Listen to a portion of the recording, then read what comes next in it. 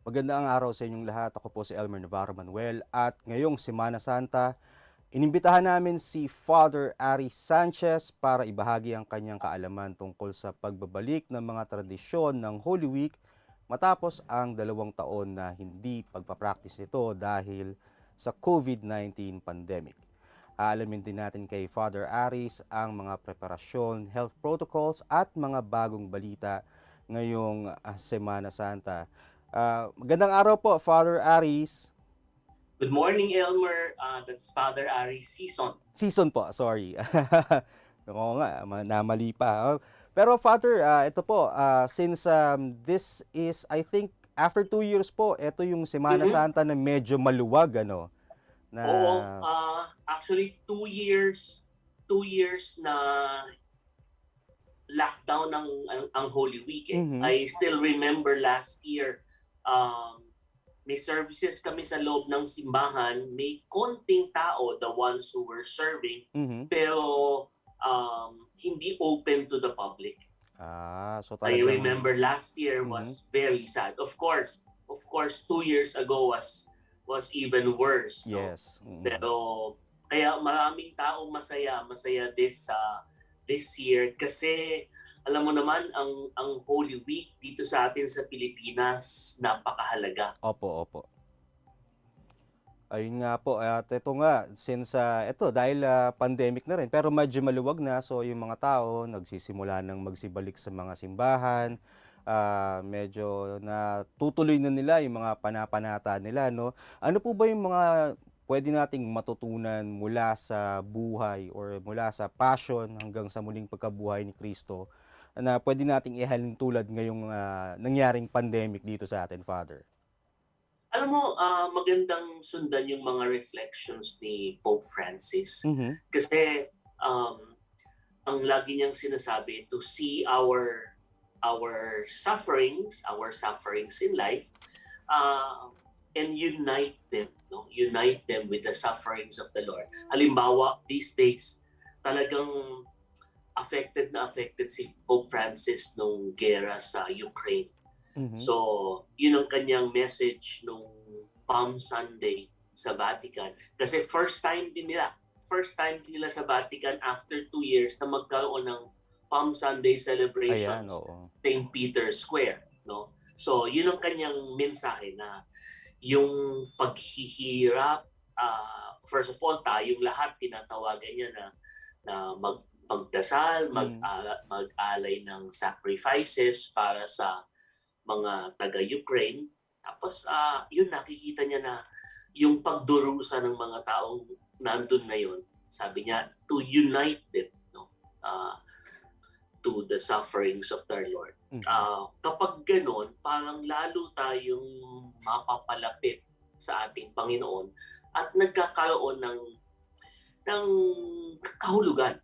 Yung mas nagiging makahulugan sa atin ngayon yung pagpapakasakit ng ating Panginoon. Okay.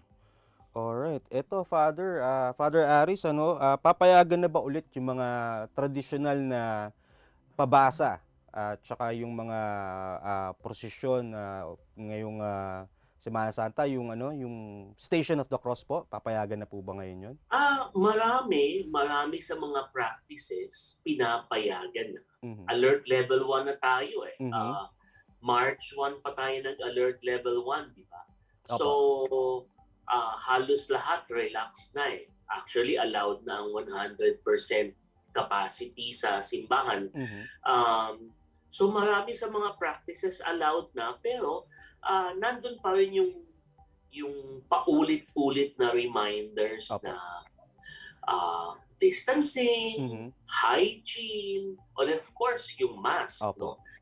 Dito sa aming parokya sa St. John Paul II sa Eastwood, hindi pa din kami nag 100% Okay. kasi isa sa mga natutunan ko dito sa 2 taon ng pandemic, mahalaga that people feel safe, no? Mhm. So, ang hirap naman nun na sasabihin mag-distancing tapos 100%. Alam naman natin na yun eh for commercial reasons. No? Yes. So dito sa amin, sa parokya namin, dito sa St. John Paul II, 31% kami. Okay. 31% ang seating capacity namin. So, ang normal seating capacity ay 400, 125 lang ang pinapapasok namin sa loob. Meron naman kaming tents and chairs sa labas. Okay. So, having said that, lagi lang yun ang iniisip sa lahat ng mga ginagawa. For example, nung Palm Sunday, daming tao. Oo. Ang daming tao kasi isa yan sa mga tradisyon na malalim sa mga Pilipino eh. Okay. So pinilin ko, sabi ko sa mga tao, huwag kayong gagalaw kasi mahilig sila yung lumalapit sila sa pare pag Tama, nagbe-bless nagko-converge na. po. Opo. Oo. Kaya to maintain the distancing, sabi ko sa mga tao, huwag kayong gagalaw, dyan lang kayo sa lugar ninyo. Promise ko, lahat pupuntahan ko. So ako yung napagod. Yeah. Ako yung napagod. Yung umikot sa lahat ng sulok ng simbahan, pati sa labas, kahit na umaambon. Ayan, oo nga. Oo. Kasi talagang, Father, alam nyo, pagka palaspas talaga, hindi mo talaga matatawaran yung dami ng tao na gustong pumasok sa simbahan para Oo, actually magpa-bless. nakita ko yung pictures ng yung mga posts sa Facebook Mm. sa Baclaran, sa Oo. Quiapo, sa Antipolo. Alam ko yung mga lugar na yun eh. Medyo napapailing ako pag nakikita ko yung mga gano'n na dikit-dikit, no? So yun ang Oo. isa sa mga reminder sa amin ng local government, reminder din ng CBCP na sa lahat ng gagawin to try our best to maintain all the protocols, no? So for example, isa pang activity na dinudumog ng maraming tao yung bisita iglesia. Yan, sa opo. Holy Thursday. Holy Thursday ng gabi. So kami dito sa John Paul II, inayos namin yung simbahan in such a way na maayos yung flow. So marami kaming ushers, marami kaming mga security personnel sa labas just to make sure na ma-maintain natin, no? Maayos natin lahat yun. Alright. Father Aris, naghahanap pa po ba kayo ng mga vaccination cards sa mga papasok sa simbahan? Required yun eh. Required ng LGU. No? And since the very beginning, sinusunod namin lahat ng mga protocols na yan. So, yun na lang actually ang naiwan eh. Yun na lang ang naiwan. Wala ng contact tracing. Yes, oo. No? Pero, para pumasok, kailangan ng vaccination cards. Alright. Pero lang dun sa mga bata. Ayan. Yung mga bata, basta kasama sila ng mga magulang nila at yung mga magulang vaccinated, Yes. pwede nang pumasok yung mga bata. Oo nga, at medyo talagang maraming pamilyang Pilipino ang sabik na pumasok ulit sa simbahan dahil talagang natenga sila ng halos 2 taon sa bahay. Actually kami nagka-campaign din kami na bumalik na sa simbahan, no? Kasi marami hanggang ngayon nasa online mass pa din. Tama, oo. Sa totoo lang, yung online mass para yon nung panahon na Hindi pa lockdown pwede. tayo. Oo. Yung hindi ka pwede talagang lumabas, hindi ka pwedeng magsimba. Pero ngayon, na alert level 1 na tayo, pagkatapos lumalabas na, nagtatrabaho na, nagmo-mall na, kumakain na sa labas, dapat naman nagsisimba na din. Tama. Nagsisimba ng face-to-face. Ayan. Alright, Father, since ito napag-uusapan natin, no, kanina sabi nyo yung mga bata pwede na pumasok sa simbahan. Etong tinatawag nilang Generation Z, o itong mga millennials na to, medyo hindi na sila updated tungkol dun sa mga tradisyon na ginagawa ng mga Pinoy na Katoliko tuwing Holy Week. Paano nyo po ito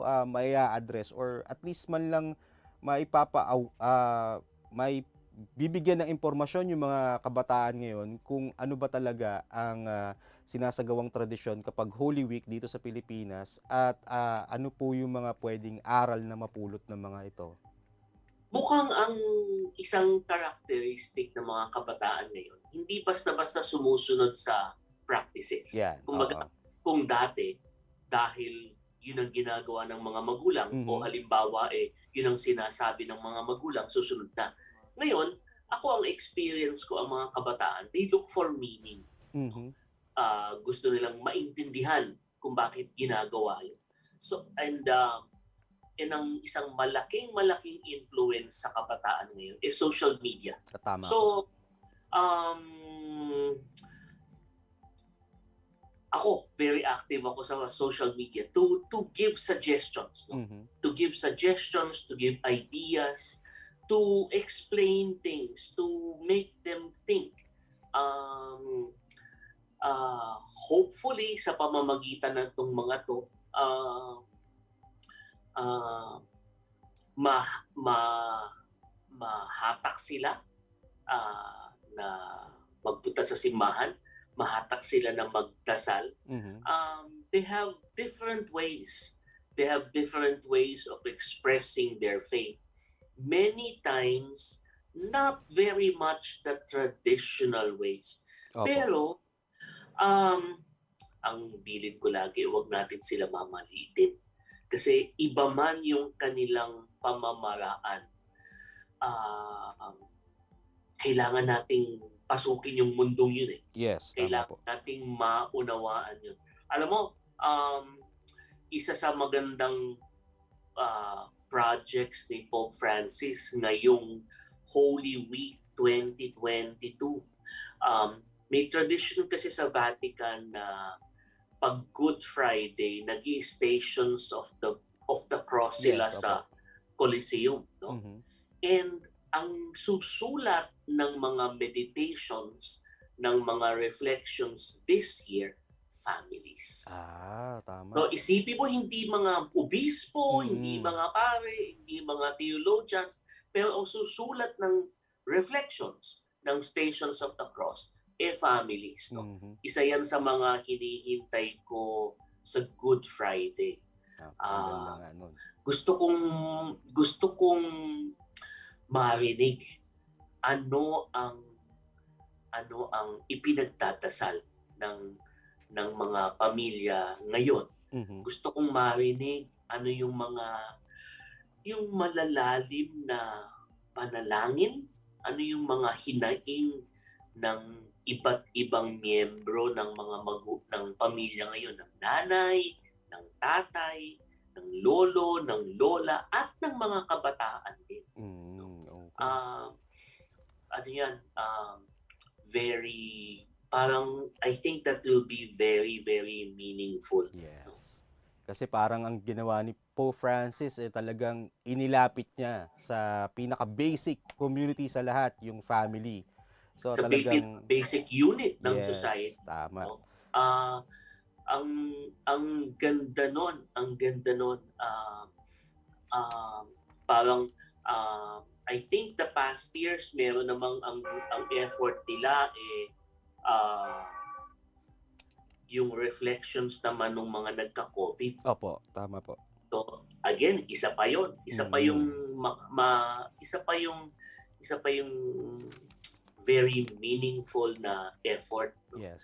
Kasi dito natin makikita yung koneksyon ng pananampalataya natin dun sa nararamdaman natin na nararanasan natin ngayon. Opo.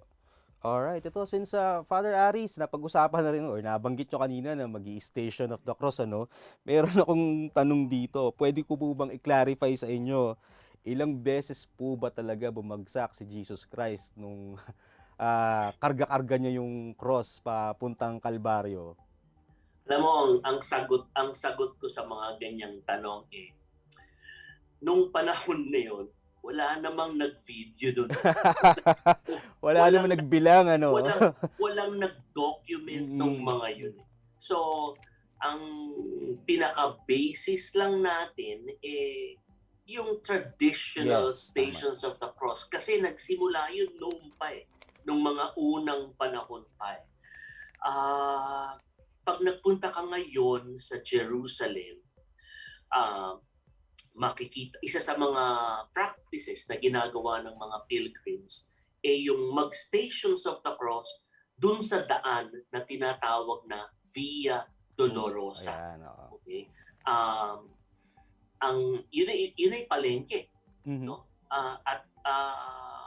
Marami sa mga bagay-bagay na nandoon nung panahon ng pagpapakasakit ng ating Panginoon, nandun pa din hanggang ngayon. No? So, makikita mo, mararamdaman mo kung ano yung mismong nangyari sa ating Panginoon. So again, to answer your question, traditionally, he fell 3 times. Yes. No? Pero kung i-imagine natin yung hirap na inabot ng ating Panginoon, yung bigat ng krus na pinasan niya, hindi ako magtataka kung mas maraming beses pa siya nadapa. Kasi ang punto naman doon, hindi naman kung ilang beses na nadapa. Ang sinasabi sa atin doon sa bawat pagkadapa natin, matuto tayong tumayo. Yes. Tumayong muli. Parang kasi kahit na meron siyang syempre yung crown of thorns, tapos hinahampas pa siya sa likod habang karga niya yung talagang tama ho kayo, hindi lang siguro 3 beses bumagsak yun dahil napakabigat talaga ng krus na yun. Pero yun nga po, tama rin po na ang mahalaga po ay yung muling pagbangon sa pagkakadapa. Yung ibig sabihin, kasi alam mo nung early centuries ng Christianity, isa sa mga ginawa ng mga Kristiyano sundan yung daan na yun, yung daan na tinahak ng ating Panginoon. Pagkatapos, to promote the devotion, ang ginawa ng mga Franciscans na silang mga custodians ng sacred sites sa Jerusalem, sila yung nagpauso na magkaroon sa mga simbahan ng Stations of the Cross, no? Para kahit hindi tayo makapunta sa Jerusalem, makapagnilay tayo. No? Halimbawa, ngayong panahon ng Kwaresma, tradition yan na every Friday nag-Stations of the Cross. No? Pero I remember as a young seminarian, si Cardinal Sin, araw-araw nag-Stations of the Cross. And believe ako, he knows it by memory. No? Alam mo, nung seminarista pa ako, I had the privilege of being one of the servers of Cardinal Sin. So madalas nakakasabay ako. So pag sakay niyan sa kotse, magro-rosaryo yan, 50 mysteries. Pagkatapos doon, mag-i-Stations of the Cross, tapos maglilitany. Lahat yan from memory. Believe ako. I was really so impressed and edified by the late Jaime Cardinal Sin, Archbishop of Manila. Talagang dahil nga since yun ang tradisyon talaga na nakamulatan ni Cardinal Sin. Maganda yung magandang practice yun na very often dinadasal natin, nagninilay tayo para nakikita natin kung ano ang ginawa ng ating Panginoon para sa atin. Hindi lamang pag Holy Week, hindi lamang pag Kwaresma, pero magandang paalala yun araw-araw. Opo. Alright. Okay po, Father Aris Sison, maraming salamat po sa oras na ibinigay niyo sa amin.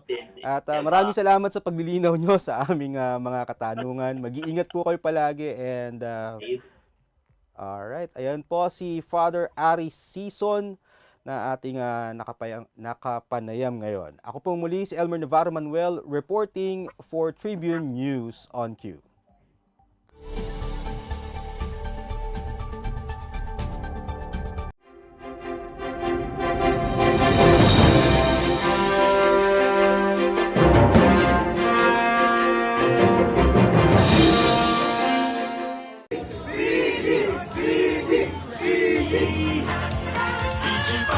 Kasangga mo, balot 108 iboto. PG Party List, boses natin sa Kongreso. PG Party List, kasangga mo, balot 108 iboto. PG Party List, basic good. Atin to, pagkaisa ng marinig ang mga hinaing. Young and active leaders sa Kongreso, ang boses natin. Tandaan at iboto, balota 108. To build and realize the projects we dreamed of. PG Party List, vote 108 na. PG Party List, kasangga mo, balot 108 iboto. PG Party List, boses natin sa Kongreso. PG Party List, kasangga mo, balot 108 iboto. PG Party List, basic good. Atin to, PG Party List, atin to. Fun and inspiring na kwentuhan? Sagot na yan ang programang Spotlight ng Daily Tribune. Makipagkwentuhan at kilalanin ng iba't ibang personalidad na kilala sa kani-kanilang larangan. Manood at makinig sa mga inspiring stories na kanilang ibabahagi kasama si Nina Ventura at Jojo Silvestre. Be ready ng mamangha at matuwa every Thursday alas 2 ng hapon dito lang sa Daily Tribune Facebook page at Tribune Now on YouTube.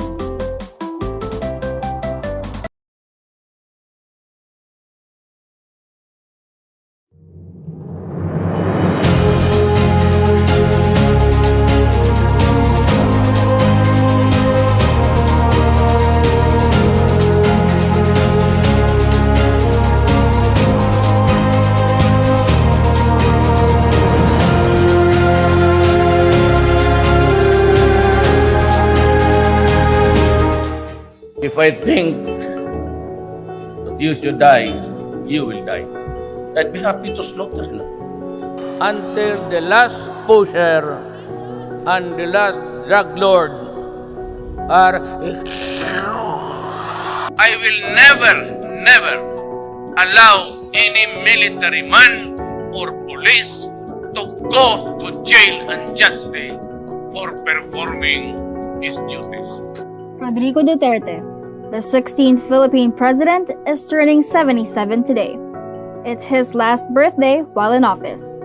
Nicknamed Digong, he was born in 1945 into a family closely tied to local politics. His father was once a provincial governor, while his mother worked as a public school teacher. The younger Duterte trained as a lawyer and rose to become a state prosecutor. He entered politics when he was appointed officer in charge, vice mayor of Davao City by President Corazon Aquino after the 1986 People Power Revolution that toppled the Marcos dictatorship. Since then, he ran as mayor of Davao, for which he was elected for almost 2 decades. Under his mayoral stint, he gained a reputation for making Davao City one of the safest in the Philippines by fighting criminality and corruption. In 2015, he was prodded by his supporters to pursue the presidency. When he accepted the challenge and embarked on a presidential campaign, he made headlines over some of his remarks, including his promise of killing criminals and eradicating the illegal drug trade in 3 to 6 months. I will get rid of drugs, suppress crime, stop corruption in government in a matter of 3 to 6 months. He even said in a televised debate that he would kill his own children if they took drugs. Kaaway mong illegal na droga, anong gagawin nyo sakaling malaman po ninyo na isa sa mga anak nyo ay gumagamit ng illegal na droga? Patayin mo. May anak po ba kayong nalulong o gumamit ng Wala. illegal na droga? Everything is okay. Everybody is okay, sir. My order is, even if it is a member, kill him. Kill him. Despite criticism, he became more popular. He successfully painted a strongman image, a candidate who will do what is necessary to get things done. He slammed the erosion of faith and trust in government and rode on a populist wave by promising real change and transparency to the country of more than 110 million people. And his promise of replicating Davao City's anti-crime efforts on a national level catapulted him to the presidency. On May 30, 2016, the 16th Congress of the Philippines proclaimed Duterte as president-elect after topping the official count with over 16.6 million votes, 6.6 million more than his closest rival, Mar Rojas. He assumed office on June 30, 2016. At the age of 71, he was the oldest Filipino and first Mindanaoan ever elected to the presidency and the first local chief executive to get elected straight to the office of the president. Rodrigo Roa Duterte, Do solemnly swear no leader, however strong, can succeed at anything of national importance or significance unless he has the support and cooperation of the people he is tasked to lead and sworn to serve. Love him or hate him, but he will likely be remembered for his tough on-crime agenda and drug war, ambitious infrastructure program, pandemic response, and his no-nonsense, colorful language that amused his supporters and enraged his critics. To keep our essential health services and our food supply chain running, boosting the economy activity and ensure peace and order in our communities. While seeking to eradicate criminality, Duterte accelerated the government's annual infrastructure expenditure through his Build, Build, Build program, which was heavily financed by borrowings. The program aims to usher in the golden age of infrastructure in the Philippines, anchored on the belief that investments on infrastructure are needed to bolster economic development. It also aims to reduce poverty, encourage economic growth, and reduce congestion in Metro Manila. At the start of his term, he identified 119 flagship projects under the Build, Build, Build program, but 6 years later, he only completed 18 projects on the list. The completed projects include the Sangley Point International Airport, as well as the airports in Clark, General Santos, and the new Clark City. He also completed the road network that cuts travel time from Bonifacio Global City to Ortigas from 40 minutes to just 12. On the other hand, among the unfinished projects include a 4-kilometer bridge that will supposedly connect the tropical Samal Island to his hometown Davao City. The pandemic was to blame for the setback, as the delivery of the machines needed for the projects had been hampered by border restrictions.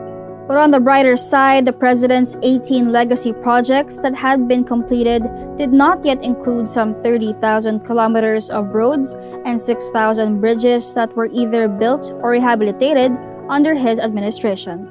Nearly 6 years after he assumed the presidency, the government built the NLEX Harbor Link segment, Cavite-Laguna Expressway, Tarlac-Pangasinan-La Union Expressway, Taytay-El Nido Road in Palawan, among others. Across the archipelago, about 11,400 flood control projects, 230 evacuation centers, and hundreds of COVID-19 facilities were also built under the Duterte administration. Seaports are also upgraded and rehabilitated, while more than 450 commercial and tourism seaport projects have been completed.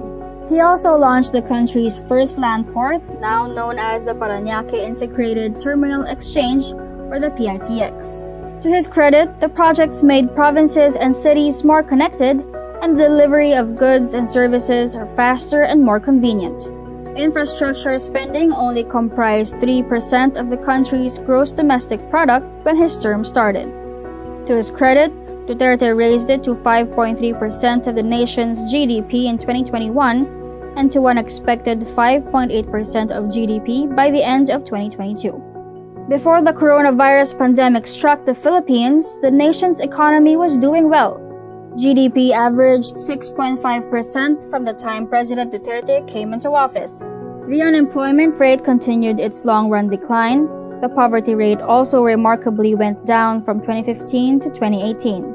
Observers say this could be attributed to Duterte's, of course, increased infrastructure spending, as well as progressive measures that spurred economic growth. Under his term, the Congress, dominated by his allies, approved key measures such as the Tax Reform for Acceleration and Inclusion Law, Corporate Recovery and Tax Incentives for Enterprises Act, Ease of Doing Business and Efficient Government Service Delivery Act, Foreign Investment Act, Price Tarification Law. The reforms he and his economic managers had introduced were seen as crucial in attracting investors whose businesses are expected to generate more jobs for Filipino families. To aid the poor, Duterte also championed social policy reforms. Under his administration, the Universal Healthcare Act, Free Quality Tertiary Education Act, Pantawid Pamilyang Pilipino Program Law, Free Irrigation Law, and Free Wi-Fi Access in Public Spaces Act have been approved. Halfway into Duterte's presidency in 2019, the Philippines was one of the fastest growing economies in the world. The Philippines was touted as the next Asian tiger economy, finally shedding its sick man of Asia reputation obtained during the economic collapse towards the end of the Ferdinand Marcos regime in the mid-1980s. But the pandemic upended all of Duterte's gains. The first COVID-19 case was detected in the country in early 2020. Last year, at a time when COVID-19 vaccines were gaining ground, the Philippines appeared to be on the right track in terms of economic rebound. The Philippines in 2021 posted a 5.6% growth, exceeding the government's target of 5%. President Duterte is hoping that as more Filipinos receive anti-coronavirus shots and with a further reopening of the economy, recovery is in sight. Mamili kayo. Magpabakuna kayo o ipakulong ko kayo sa silda. Of all the issues he had faced, the greatest challenge he may have confronted as Philippine president is an invisible enemy, the coronavirus disease. It proved to be a serious dilemma on balancing health and economic concerns, for the government had to decide whether a logical choice is to reopen the economy or close it to prevent spread of infection. It also magnified the country's ill-equipped medical health services, particularly challenged by lack of manpower who could accommodate patients during infection surges. Now around 67 million Filipinos have been fully vaccinated, still 3 million short from the government's target of 70 million by the end of the month, but still far from the 90 million goal by June.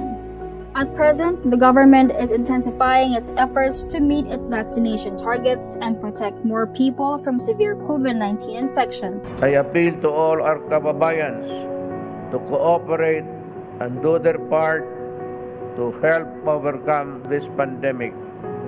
The government cannot do this alone, and we need your active participation by getting vaccinated and strictly following the minimum health standards. Even before the pandemic hit the country, Duterte is no stranger to natural calamities or man-made disasters, albeit on a smaller scale.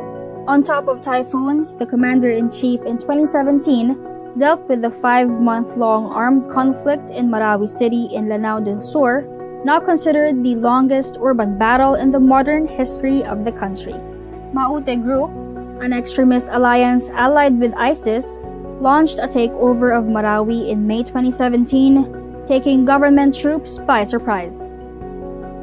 The Philippine military waged ground assaults and airstrikes to defeat them, leaving a trail of destruction in the city, known for its rich cultural and architectural heritage.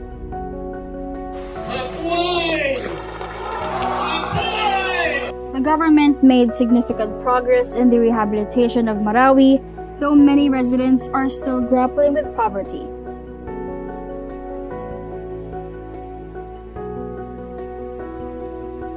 A lawyer, former prosecutor, and longtime mayor, Duterte built an entire election campaign on an anti-crime agenda. Since Duterte assumed office in 2016, authorities conducted over 226,000 anti-narcotics operations, seized an estimated 75.35 billion peso worth of illegal drugs, arrested 14,000 high-profile targets, and dismantled about 1,026 dens and clandestine laboratories based on government data. At least 6,000 suspected drug peddlers have been killed by the police in what they called legitimate sting operations after suspects purportedly resisted arrest.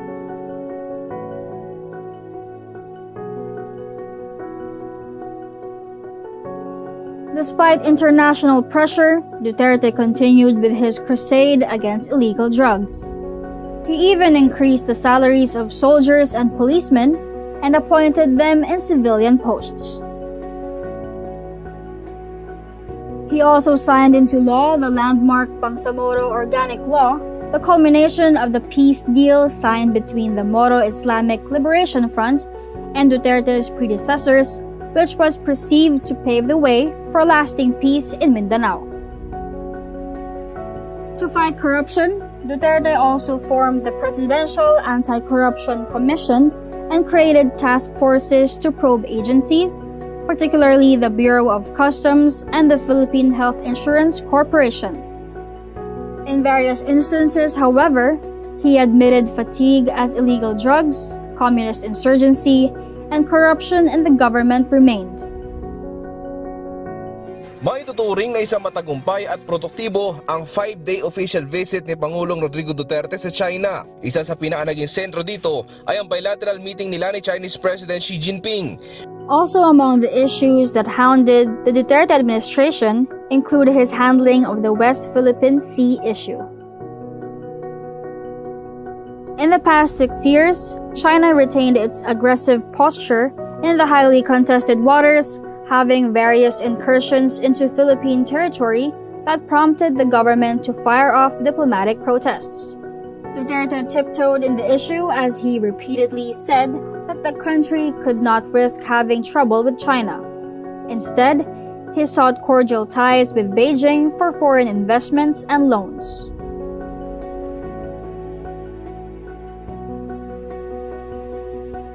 His moves were anchored on his independent foreign policy, the belief that the nation should be a friend to all and enemy to none. Duterte will go down in history as the most popular post-Marcos president. Compared to his 3 predecessors, the first Mindanaoan chief executive has kept his approval ratings above 70% based on Pulse Asia surveys, and his net satisfaction ratings not lower than positive 45, which counts as good.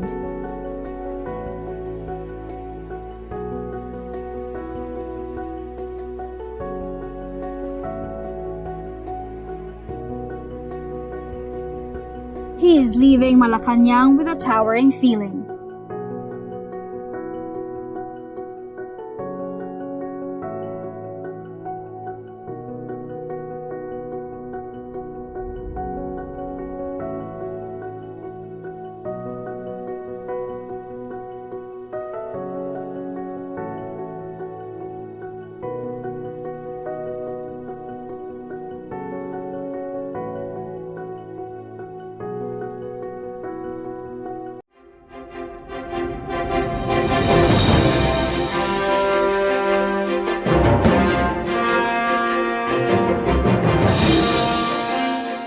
Pagdating ng Sunday at 7 p.m., Speak Your Mind with our iSpeak program na sasagot sa mga tanong regarding the latest and relevant issues sa paligid natin. I-like at i-follow nyo ang Daily Tribune Facebook page at Tribune Now on YouTube para updated ka sa mga latest episode namin mga katribu.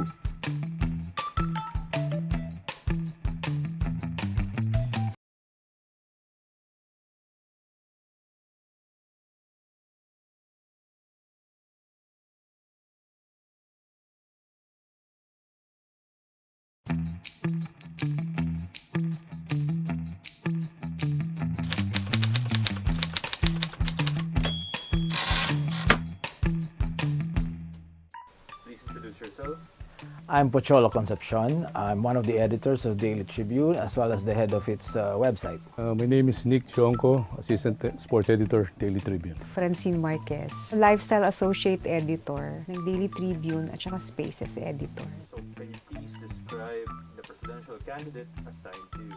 The title of my story was, Can Leni Robredo Pull Off Another Upset? The presidential candidate assigned to me is Senator Manny Pacquiao, who I've known since the mid-1990s. Ang pinag-aralan ko at saka yung sinulat ko ay si Mayor Isko Dumagoso Moreno. Because that's exactly the situation now as it was before in 2016.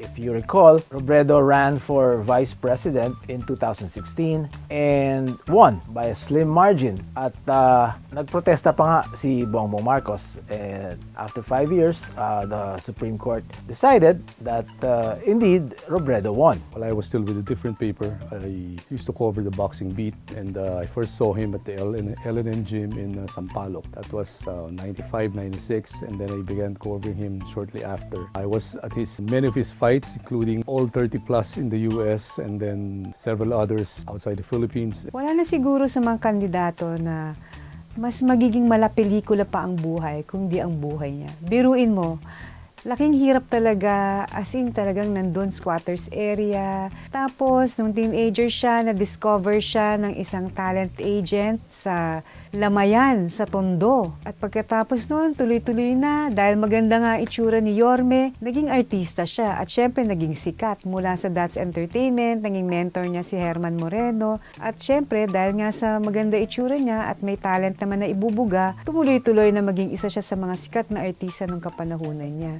Pero, may pangarap to si Yorme. Below, mababa yung ratings na, and then she slowly worked her way up until ang maglalaban ngayon for the presidency on May 9 is Robredo against Bongbong Marcos. So it's a rematch. Kung normal times tayo, siya yung number 1 sa survey.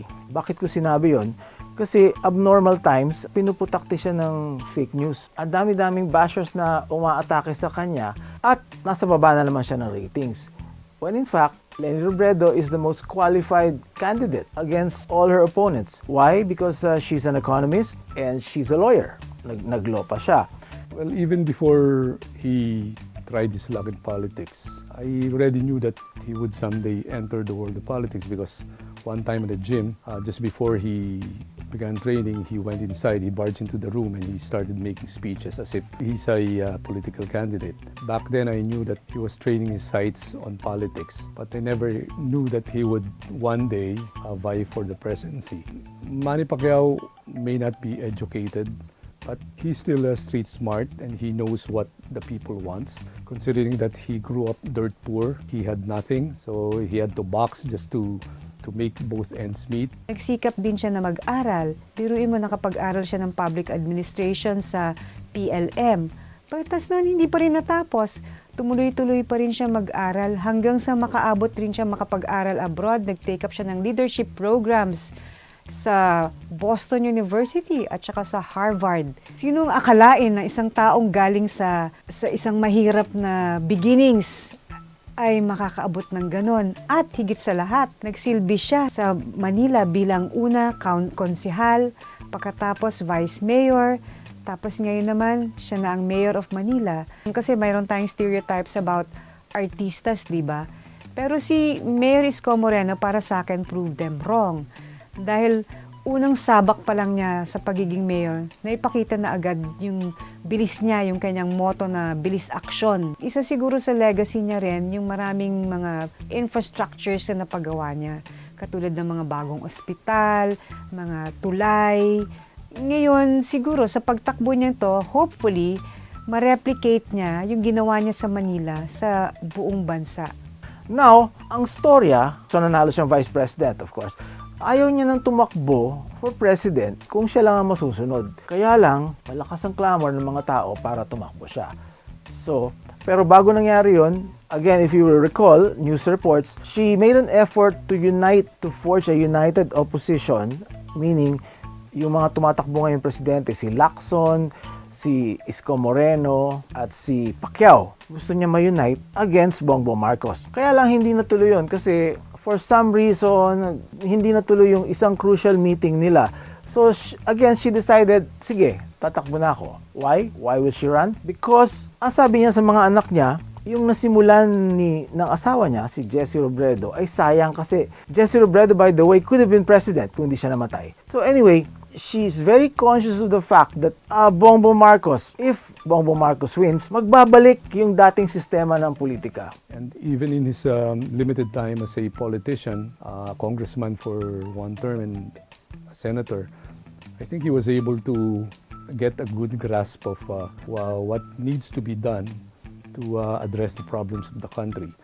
The problem is, many people are seeing him as some sort of being a nuisance candidate because of his lack of educational background. Although he was able to take up short courses, and people are belittling him or criticizing him for not having enough educational background to help him run the country. Dahil sa mga matitinding naganap sa bansa natin nitong mga nakaraang taon, isa na dyan yung impact ng global pandemic sa atin. So ang kailangan natin na susunod na presidente, yung may malinaw na aksyon at plano para sa bansa, sa healing and recovery natin. Hindi natin siguro kailangan ng isang presidente na ngayon pa lang mailap na sa media. Umiiwas sa media, paano na lang yung informasyon na gusto natin? Si Aris Sison, right from the start, ginamit niya talaga yung social media para malaman kung anong ginagawa niya. Hindi lang siguro para magpapogi. Kahit sa gabi, makikita mo, tumutulong siya din sa mga anti-drug programs ng syudad, pati yung mga projects na ginagawa niya, kitang-kita natin. So, meron talagang clarity dun sa ginagawa niya. So, she filed her candidacy, tumatakbo na siya ngayon. Now, ang sitwasyon ngayon is, it looks like, on the ground, mananalo siya. Kaya lang, ang problema niya yung survey. Mababa pa rin siya sa, number 2 siya sa survey, pero napakalaki lang ng lamang ni Bongbong Marcos. So, yun ang sitwasyon. Sa ating mga botante, para sa akin, huwag na nating ulit hayaang laslasin at mayurakan yung ating karapatan at demokrasya bilang mga Pilipino. Umayos tayo sa pagboboto natin. Alamin natin ng mabuti kung ano ba yung pulso ng bayan. So, in essence, the story that I wrote is asking, can she pull off an upset? Malalaman natin yan sa May 9 elections. Kaya ang reminder ko sa inyo, sa lahat ng Pilipino, pag-aralan ang bawat kandidato, most especially the president. Ang pulso ng bayan ang aming ire-report sa inyo ng Daily Tribune. And I want to say this is perhaps the most crucial elections that we will have.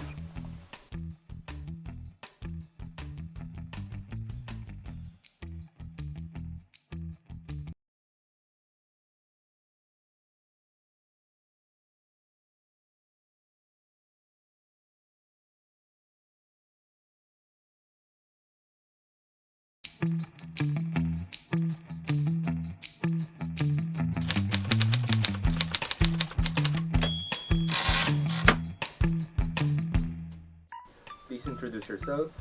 Ako si Roy Pelovelio, isa sa mga writer at photojournalist ng pahayagang Daily Tribune. Hi, I'm Aldrin Cardona, Managing Editor of the Daily Tribune. I'm Sandy Locos. So, can you please describe the presidential candidate assigned to you? Naatasan akong sumulat ng profile ni presidential aspirant at former Senator Bongbong Marcos. I will talk about one person who is among the top 6 presidential aspirants. Sino nga ba? Si Calyodi de Guzman. I am assigned to cover the presidential campaign of Senator Panfilo Lacson. Sa artikulong aking ginawa, pinilit nating ipakita sa ating mga katribo na magbigay ng sulyap sa personalidad, pagkatao ng kandidatong si Bongbong Marcos. Sa ating pagsusulat, isa sa mga tinatry nating ipakita sa kanya kung paano siya naging consistent sa kanyang pagnanais na magkaroon ng isang nagkakaisang bansa dahil sa kanyang matagal nang laging sinasabi ukol sa nation building simula pa ng personal kong makita ito at maobserbahan nung panahong siya ay isang senador pa lamang. si Calyodi ay isa sa mga taong maaaring nakakasalubong ninyo sa kalsada. Maaaring siya ay iyong kasama sa opisina, maaaring siya ay iyong guro, isang nurse, doktor, o simpleng peon sa isang construction site. Kaya si Calyodi ay nagre-representa sa mga manggagawa. Kaya 'di ba, ang slogan niya, manggagawa naman. Si Senator Ping Lacson ay kilala sa Senado bilang watchdog of the national budget. So nakuha niya yung nickname na yon because he is one of the senators na talagang tinitingnan niyang mabuti yung national budget for pork barrel insertions. So kilala rin siya bilang isa sa mga piling senador na hindi tumanggap ng pork barrel buong term niya. Kasama na rin dito sa ating sinulat kung papaano siya makipagrelasyon at sumagot o ayusin ang conflict sa pagitan ng ilang mga nagbabangga ang interest at prinsipyo. Ganun na rin kung papaano siya makitungo sa kanya mga subordinates. Calyodi de Guzman is the first openly left presidential aspirant. Ang sinusulong niya ay sosyalismo. Ang sosyalismo noon ay tabu. Hindi mo maaaring openly sabihin na ako ay isang sosyalista, lalo na ako ay isang komunista. Pero nagbabago ang panahon. Tanggap na ng tao na ang sosyalismo ay maaaring isang magandang alternatibo sa kasalukuyang estado ng mga gobyerno. Nagsilbi siya bilang pulis noong 1980s to 1990s na doon nga siya sumikat bilang isa sa mga police officer na nag-solve ng high-profile crimes at high-profile kidnapping cases. Naging siyang Philippine National Police Chief kung saan nakilala naman siya bilang ang leader ng PNP na nagtanggal ng cotton cup system sa pulisya. Dati na siyang sumubok bilang presidential candidate noong 2004, ngunit natalo siya kay dating Pangulong Gloria Macapagal Arroyo. This time, sumusubok ulit siya bilang presidential candidate kasama naman si Senate President Vicente Tito Sotto III. Ang kanilang plataforma ay umiikot sa anti-corruption, anti-crime, at itong tinatawag nilang budget reform. Sa ating pagmamasid, ang napansin natin ay ang pagnanais niya na igalang yung personalidad ng kanyang mga subordinate kahit mas mababa sa kanya dahil ang isang striking thing na hindi natin malilimutan ay ang hindi nagpapahayag ng kanyang dissatisfaction sa kanyang mga subordinates. Ang madalas niyang gawin, kung may hindi siya nagustuhan, tatawagin sa kanyang opisina at doon sila mag-uusap. Dahil sa sosyalismo, ang mga serbisyo katulad ng para sa health, sa education, ay libre. At yon ay isa sa mga isinusulong ni Calyodi de Guzman. Siya ay isang simpleng manggagawa. Graduate siya ng Customs Administration. Hindi siya katulad ng mga ibang kandidato na abogado, matataas ang pinag-aralan. Although hindi lahat sa kanila ay ganon. So, walang itinatago si Calyodi. Simpleng tao, simpleng leader. At yan ay isa sa mga dapat nating tingnan sa bawat isa sa mga kandidato. So, instead na yung usual na paggawa ng budget kung saan naglalagay ng ceiling sa mga national government agencies para sa pagbuo ng kanilang annual budget, ang gusto ng Lacson-Sotto tandem ay baguhin yun. Maging zero-based system yung pagbuo ng national budget at magkaroon ng role ang local government units sa pagbuo nito. Kung mananalo, sinasabi ni Lacson at syempre ni Sotto din na magkakaroon ng disiplinadong Pilipinas sa ilalim ng kanilang leadership. So, nangangako naman sila na hindi magiging police state ang Pilipinas under their leadership, pero gusto nilang magkaroon ng maayos at disiplinadong bansa at Pilipino para na rin sa ikauunlad ng ating pamumuhay. Sana sa maiksing artikulong ito, nagawa nating mabigyan ng ating mga katribo ng karagdagang basihan kung papaano nila i-evaluate ang mga aspirante sa pagkapangulo sa halalang May 2022 upang magkaroon sila ng malaya at matalinong pagdidesisyon pagdating ng halalan upang tunay na makamtan ang pulso ng bayan. At kayo ay merong kapangyarihan para ihalal sino man sa mga kandidato. Actually, mga 10 yata sila. Ang tunay na pulso ng bayan ay kayo. Yung pili mo ay sagrado. Yung pili mo ang dapat na masunod. Dahil ikaw ay Pilipino, karapatan mong piliin kung sino ang mamumuno sa Pilipinas at para sa mga Pilipino. May kapangyarihan tayo mga katribo sa May 9, 2022 upang piliin kung sino ba ang susunod na magiging leader ng ating bansa. Kaya naman kilalaning mabuti ang mga kandidato, vote wisely at pakinggan ang pulso ng bayan.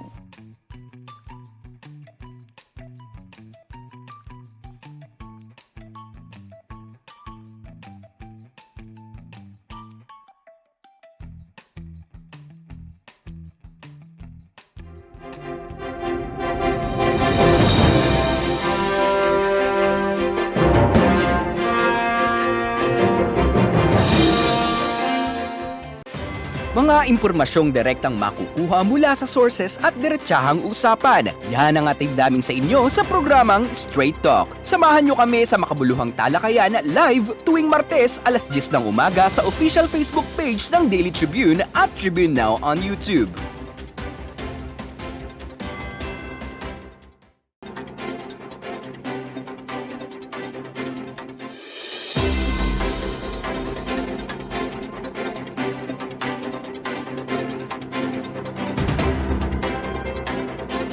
The first and the fifth, possibly the last, presidential spokesperson of President Rodrigo Duterte, Communications Secretary Martin Andanar, answers questions about his role in the final months of the administration, as well as its accomplishments in the past 6 years.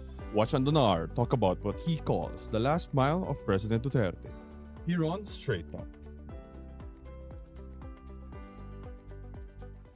Good morning. The Philippines is facing a leadership transition amid global uncertainties.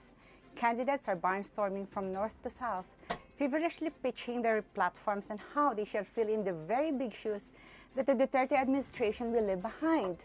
Today, we invited one of the most low-key cabinet members who, whether he admits it or not, is for the large part instrumental as to why the president enjoys high trust and approval ratings even towards the end of his presidency. PCOO Secretary and Presidential Spokesperson Martin Andanar, welcome to the special edition of Straight Talk. I'm your host for today, Bettina Fernandez. Good morning, Chingbi. Good morning, Mr. Secretary. Salamat at tayo'y na-invite muli dito. Our pleasure. Thank you for coming. Let's go to our questions. You have come full circle. You remain in the President's cabinet. So it's very rare that a Press Secretary, a PCOO Secretary stays in the job until the end of the presidency. What's the secret, Mr. Secretary? Parang mahirap sagutin yon, pero susubukan kong sagutin. Siguro it is because of the concept or the mindset of just working behind the scenes, working hard, being able to deliver the key performance indicators or the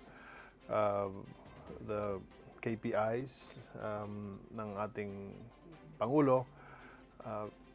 Just like in any other division or company, you have goals, you have aims, objectives, and as long as you're able to deliver them without being seen, hindi na siguro importante yung makita ka, importante yung ginagawa mo sa likuran. Hindi naman lahat ng tao kailangan on-cam, di ba? So, ang ibang tao naman kailangan nandyan din sa director's booth, meron kang cameraman. Behind the scenes. Di ba? So, behind the scenes. Oh, behind the scenes nga. Yeah. So, behind the scenes. I guess that's one of the reasons why na tumagal tayo, because in spite of my background being on-cam all the time, I understood the relevance of just being quiet and working behind. So it worked, being quiet. Diyan ko ina-attribute kasi kasi pag dalawa yung ginagawa mo, if you're working and being there in front of the camera and also managing behind, then you spread yourself thin, and it's difficult when you spread yourself thin. You'd have a difficult time judging your performance from a singular perspective, which gives you more focus on doing what you're tasked to do. But again, there's an antidote to that. And if you have a good team behind you, if you have a good organization, then you can both be on cam and off cam. Did you take over a good team from the previous administration? Let us say that we have a different priority. So ang priority ng PCO under my term is to improve itong ating communication department, improve the ways that we create content, the ways that we spread content, improve ways on improve ways on adjusting or adapting to new technology. And that is what we did. You were able to adapt really brilliantly. You were able to adapt brilliantly to the new technologies and the way people communicate. That the social media of the government has become very effective. You know, so how were you able to do all of this while also keeping up with the working with the president? I know that you work late hours. You know, you attend cabinet meetings, and then you have to attend to all of this communication to be able to trickle down the message of Malacanang to the grassroots. Paano nagawa yun? I think it's the acceptance of the fact that, number one, I'm a technocrat. I'm not a politician. And number two, having the right insights of what is needed to be done inside the PCO and the attached agencies. Now, there are three things. One is technology, the other one is administrative, and the third one is political. Now, as much as we were able to fix our digital presence or establish a digital presence of the presidential communication, we were also facing a different challenge, and this is the catching up in the broadcast industry. So it was a two-pronged strategy in developing and improving our platforms of communication. One was to build our television, our radio presence, and to build the Philippine Information Agency and the Bureau of Communication Services, the Philippine News Agency. At the same time, also to inject new technology so that we become more ubiquitous, in a sense that we are heard, we're seen, we're read all over. And again, and the other one is administrative, so it's about hiring, I guess, the right people to run the administrative area of the Presidential Communications Operations Office and the other attached agencies. And political. So yung tatlo na magkakasama. So it's about accepting the fact that it is not only about one medium of communication, say newspaper. Remember, the office used to be press secretary. Yes. And most of the secretaries that were appointed were either good columnists or people who run the newspaper. Editors. Yes. But si Presidente Digong understood that it is no longer just the press. You need to have someone who could probably run the television and the radio and understood social media. Siguro nagkataon lang na you know, I was there in the middle of the crossroads when the reel-to-reel analog shifted to digital, and digital shifted to yung mga MIDI drive, you know, all of these changes, and a radio, from analog radio to FM radio to digital radio and then to online. So na-experience ko lahat yan. I mean, you asked me to edit using a reel-to-reel, I can do that. Okay, you were there when the president was campaigning, around this time, in 2015, 2016. Yeah. And you were also working behind the scene. Yeah. Okay. So, what has changed, or is there any change at all from the president, from the time that you were working behind the scene when he was campaigning, and now that you're into the last few months of the term of the president? He's still the same person, very humble, fatherly, very deliberate, and ano siya yung parati niya sinasabi sa mga kababayan natin na assertive in what he wants to happen in his government. Ang pinagbago lang dito, Chingbi, ay yung experience na pinagdaanan niya siguro as president, na he was able to deliver all of his promises. Yung experience na yun, and he was able to survive media crisis, was able to survive political crisis, was able to survive you know, The sort pandemic. of The the pandemic. So yun ang nagbago sa kanya siguro yung experience lamang, and it only made him a better leader. Yeah, so siguro kung meron lang sigurong re-election sa Pilipinas, no, kung merong re-election tulad sa Amerika, I'm sure the president will win hands down a re-election. Okay, you talk about that. Yeah. So maybe I can ask. He filed his candidacy for the senatorial slot. And then all of a sudden, nag-back out siya. So, what caused that change of heart?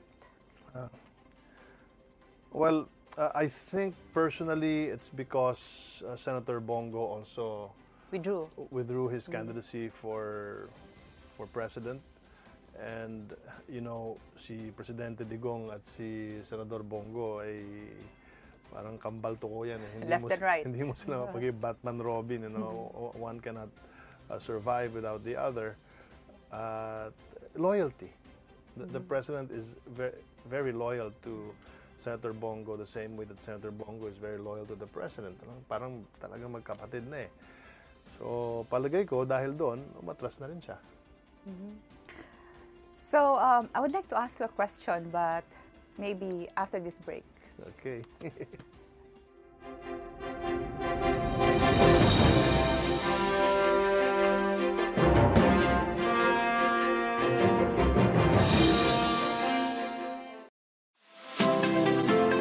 Magandang araw mga katribo! Narito na ang mga makakasama nyo tuwing umaga sa programang Gising Na. Roy Pelevelo, Atty. Lia Badillo Crisostomo, Vernon Velasco, Kim Sancha at Chirk Balagtas. Abangan ang programang Gising Na mula alas 8 hanggang alas 9 ng umaga sa Facebook page ng Daily Tribune. Ilabas na ang mainit na kape at samahan kami sa inyong pag-almusal, mga katribo. Simulan natin ang bawat umaga with good vibes sa mga informative and recreational segments ng aming programa. Maaari niyo rin ibahagi sa amin ang inyong opinion via Daily Tribune Facebook page at Tribune Now sa YouTube. Makichika na rin sa latest showbiz happenings, mga katribo. Kaya naman, magkita-kita po tayo mula Lunes hanggang Biyernes, alas 8 hanggang alas 9 ng umaga at magsama-sama po tayo sa Gising Na!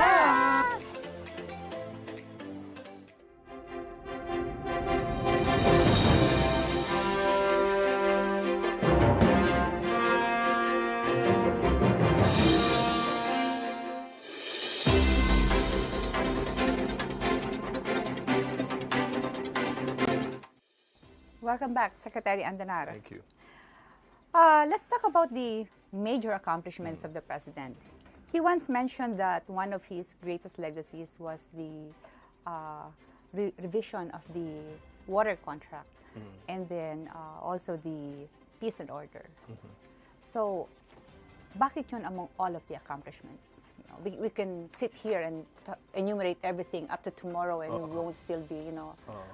Peace and order. Peace and order, yeah. And yung water contract. Water contract. Bakit yun? And why those two on top of all of these accomplishments that he Kasi has? lahat naman kasi nung mga ginawa ni Presidente, including these two, yung water contract, pati itong sa Bangsamoro Organic Law, ay mga kababayan natin ang talagang may kinabang. The President always mentions that at the end of the day, we don't talk about our legacies. Because the legacies, what we do is for the people, at sa dulo ang mahalaga kung anong maganda sa nakararami, the greater majority. And hanggang, sabi niya, hanggang dyan na lang tayo. Pagkatapos, okay na tayo. Now, the Bangsamoro Organic Law was an act that was drawn basically before this administration at hindi pumasa dun sa nakarang administrasyon. Pero under his leadership, dahil sa kanyang political will at yung kanyang influence, ay naipasa itong Bangsamoro Organic Law. At meron na tayong kapayapaan dyan sa Muslim Mindanao. Meron na tayong Bangsamoro Autonomous Region of Muslim Mindanao. And hindi na naman yan pagdating sa kapayapaan. Nandyan din yung National Task Force to End Local Communist Armed Conflict, kung saan more than 20,000 of rebels have already surrendered, bumalik na sa ating lipunan, sa ating gobyerno, at nakikipagtulungan na sa ating pamahalaan. And more than 40 rebel fronts ang dismantle. So, very successful yung peace and order project program ni Pangulong Rodrigo Duterte, which is part of his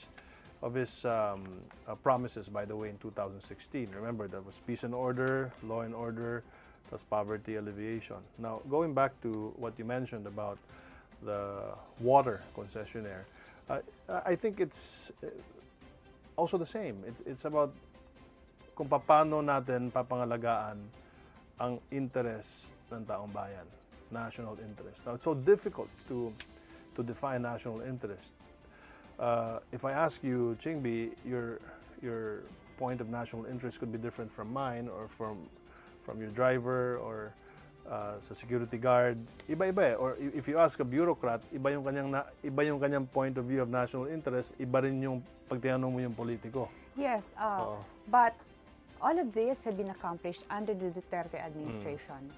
So how can he assure the public that when he leaves, this will be continued and will be pursued? So how is he going to assure the public that hindi ito yung Duterte administration lang, pag-alis niya, wala na, balik na naman lahat ng NPA, andyan na naman yung mga laboratories, and then contracts are again revised, we don't have water again. So what did he put in place?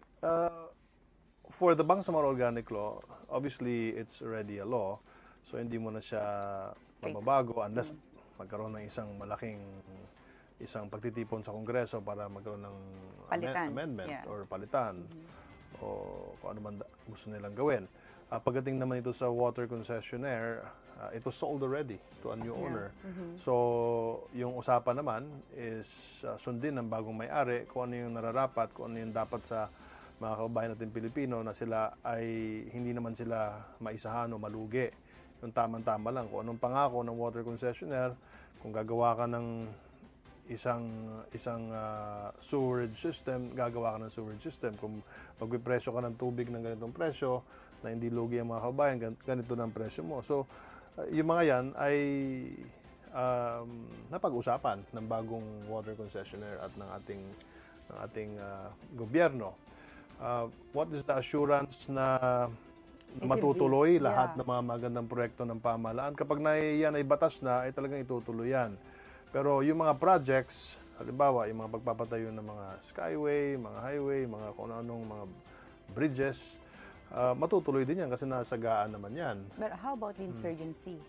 Insurgency, the National Task Force to End Local Communist Armed Conflict is already deeply rooted into the bureaucracy of the armed forces of the Philippines. At ang AFP naman natin ay very professional. At sila naman lahat ay gusto naman nila ay kapayapaan. Gusto nila matigil na itong insurgency. Look, we are facing two problems. We're facing insurgency inside our country, and we are also guarding 7,600 islands in the Philippines. So talagang kung magkakaroon man ng giyera sa labas, panlabas na giyera, meron din tayong giyera sa loob, napakahirap naman. So it's good that we solved already our challenges with MILF. At ngayon naman ay sa CPP-NPA, marami nang sumurrender. At itong National Task Force to End Local Communist Armed Conflict ay isa sa mga successful na national task force ng ating pamahalaan. Okay, one of the promises of the President was that he's going to ensure that there is peace and order. At ang nangyari nga is, he pursued relentlessly his war on drugs. So, even those who are opposing the President, they're saying na talagang wala ng laboratories daw dito. Drugs have been practically eliminated except for those which are being imported. 2 weeks ago, merong nahuli. 10 billion, pero galing yun sa ibang bansa. Pero tama ka, yung mga local manufacturers ay na-dismantle na. Gano'ng karaming laboratories ba na malalaki na dismantled during the term of the President? I don't have the exact figure with me, but I can say that it's more than 70 billion pesos worth of drugs and yung mga gamit sa laboratorio ang nahuli ng ating pamahalaan. At hindi lang yun, kung ikukumpara mo nga nung nakarang administrasyon, talagang napakalayo talaga ng numbers. And if you look at the number of people who volunteered to be rehabilitated, nasa mga 1.2 million. At padami ng padami kasi yung PDEA nagbibigay din ng real numbers. Yes, Yeah. so yung drugs, yung mga laboratories, they were shuttered, tapos yung mga drugs na binibenta locally nawala na kasing source, and then of course, the issue now is the imported. Yung mga nasa rehab, can you give us an update? Yung mga nandun ba, talaga bang nag-rehab and they rejoined the society? Meron bang numbers tayo kung ilan yung nag-rehab na talagang naka-recover? Or are we just in rehab and people are just there? Well, apart from the 1.2 million na nagpa-rehab, meron ding numbers. Yung PDEA, I just don't have it with me right now, pero meron silang mga natapos na yung rehab, merong ongoing ang rehabilitation. At yan naman ay weekly na ni-report din ng PDEA. So I asked them to collate all of the reports para bago kami bumaba sa pwesto ay makabigay kami ng isang final na real numbers report. But then again, let's talk about, since napag-usapan na rin natin yung drugs, merong mga panawagan na imbestigahan ang ating pamahalaan. Pagdating dun sa mga drug-related issues, mga alleged human rights violations of the Duterte administration. At masabi ko naman na we are working closely with the United Nations. So we have reached out to the United Nations through our permanent mission sa Geneva, dun sa United Nations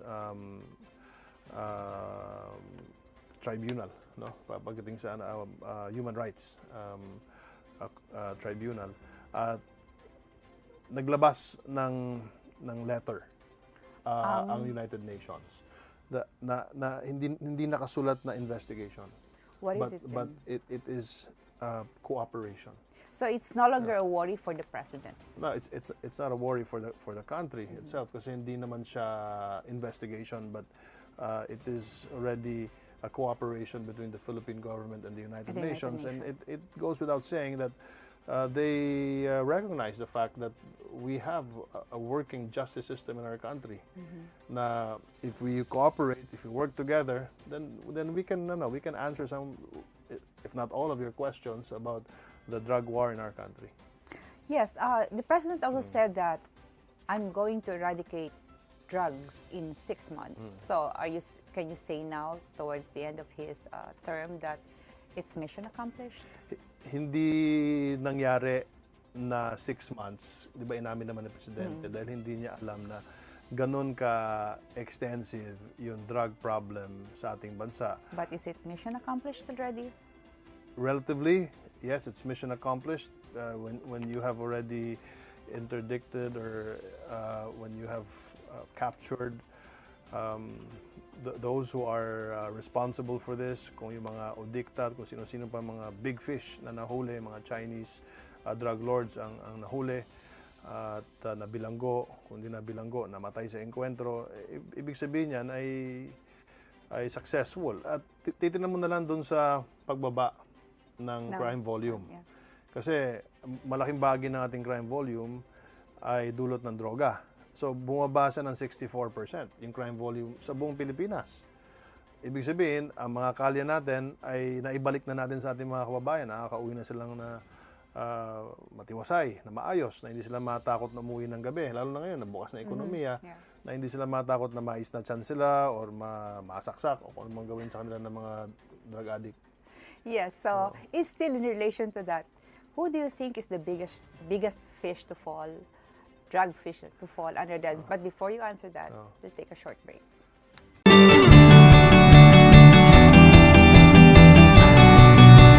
Ako po ay kabahagi ng isang alyansa ng mga kandidato ngayong national elections na nananawagan po ng pagkakaisa. Ako po si Sara Duterte. Handa po akong magserbisyo sa ating bayan. Hinihingi ko po ang tulong at suporta ninyo para sa pagka-vice presidente ng ating bansa.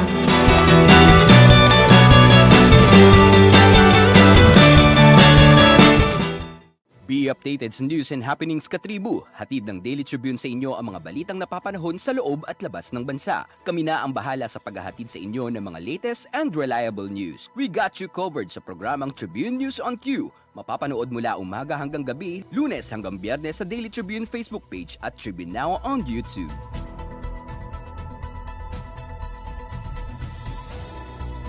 Ang Daily Tribune may digital shows na din. Dahil sa mas lumalaki at mas lumalakas nating tribu, handog sa inyo ng Daily Tribune ang mga programang magbibigay buhay araw-araw. Be informed at mag-good vibes tuwing umaga sa programang Gising Na. Be updated sa news and happenings sa Tribune News on Q. Mas kilalanin pa natin ang mga paborito nyong atleta sa programang The Athletes Tribune. Alamin ang latest entertainment sa programang What's Up. Ma-inspire sa mga kwentong hatid ng Perfect. Search lang ang Daily Tribune sa inyong Facebook at Tribune Now on YouTube. See you there mga katribu!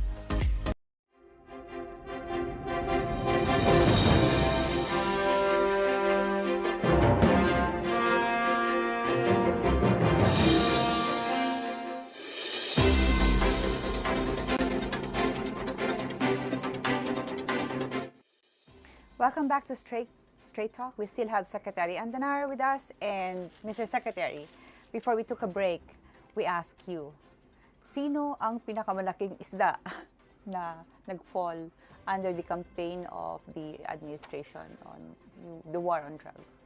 Maraming malaking isda. Nandun yung Odicta, di ba? Namatay yun. Tapos yung Espinosa. Sa Espinosa, yeah. Tapos maraming mga Chinese na drug lords. Hindi ko mabanggit yung mga pangalan. Hindi ko alam yung mga pangalan.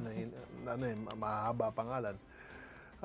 In other words, talagang naging istrikto si Presidente pagdating sa ating war on drugs. Na hindi siya yung tinatarget ay mga pipitsuging mga poser. Nagtitinda lang sa streets. Hindi, talagang yung drug lord talaga. Yeah. Kaya nga nawala na nga yung mga manufacturers ng droga sa Pilipinas dahil nga nahuli na yung mga big fish.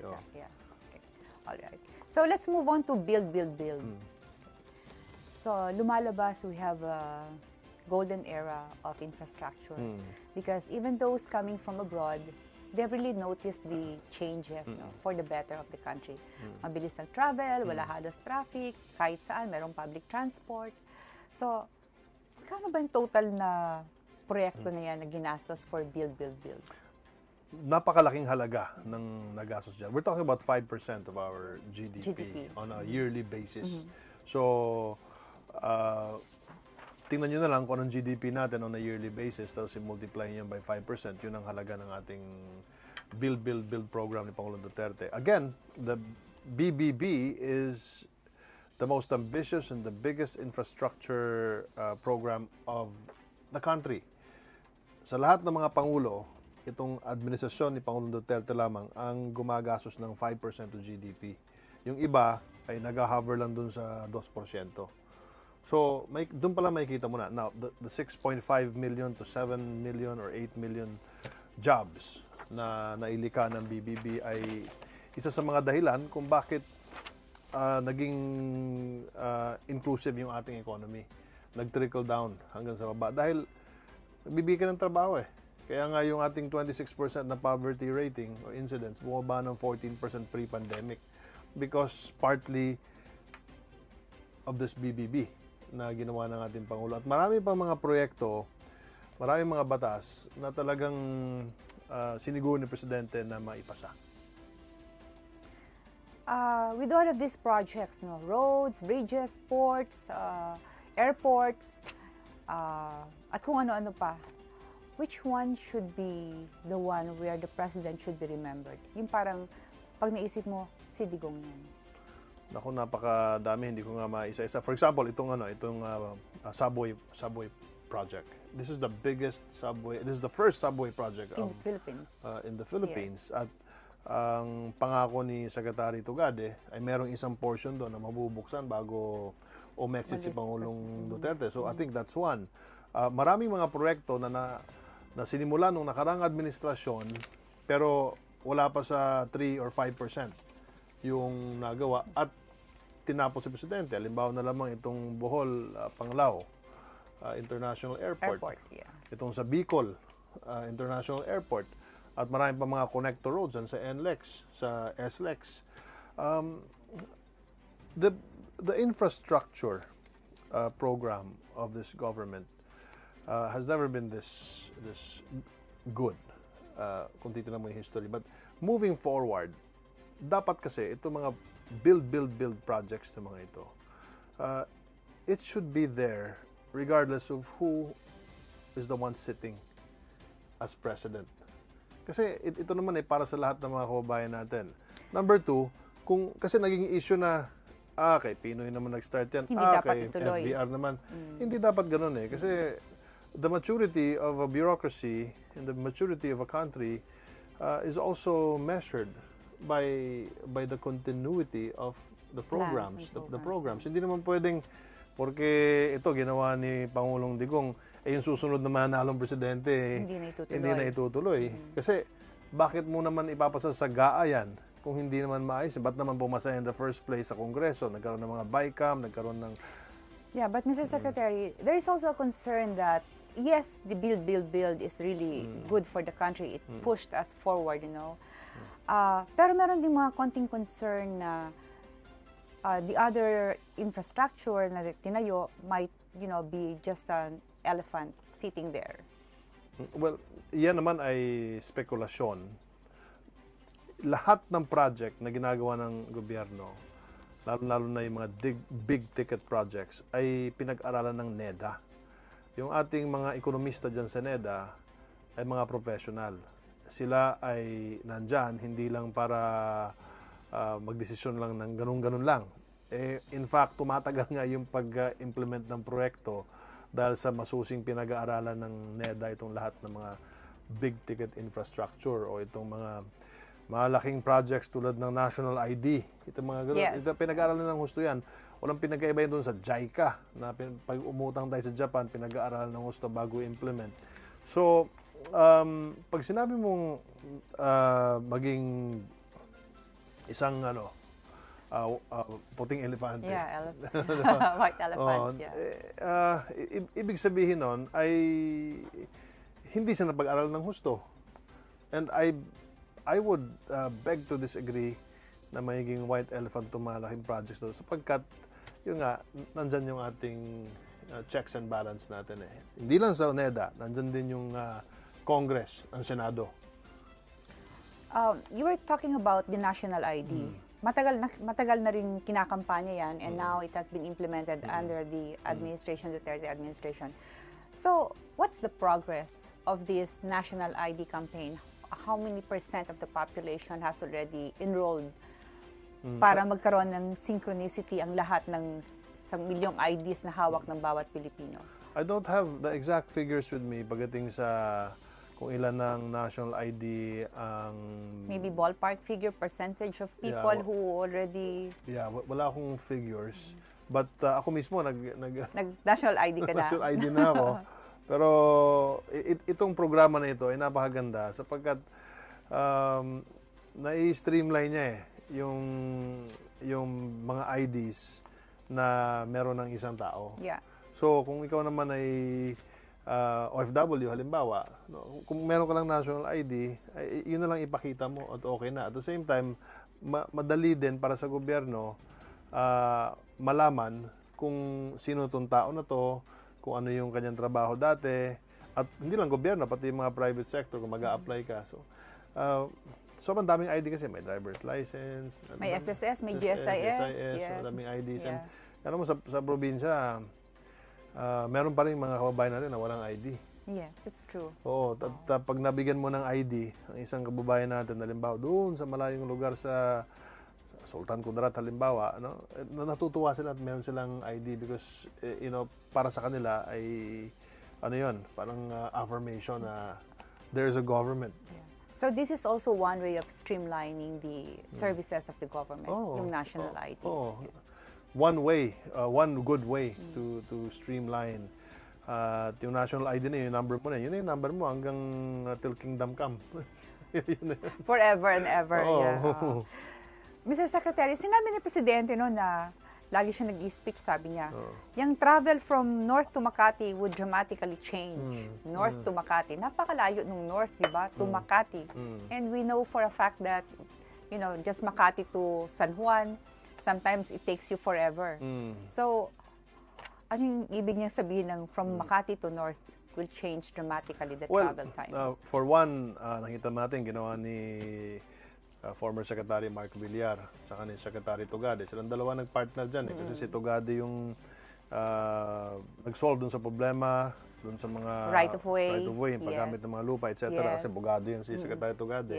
Kasi Mark Villar naman si nag-engineer. So siya yung naglalatag ng mga roads. So magandang tandem yun. Kaya itong Skyway na napakatagal itong Skyway na to panahon pa ni Ramos to tapos section by section yung natatapos at hindi nga natatapos dahil nga sa sobrang daming balakid pagdating sa batas. Daming red tape. Red tape. So ngayon, dire-diretso pupunta ka ng norte, baka pupunta doon sa Balintawak, napakabilis. Dito ka nang dadaan sa Skyway. Kabit-kabit na sila. Kabit-kabit lang. Pero marami pang ginagawa ng mga interlink di ba?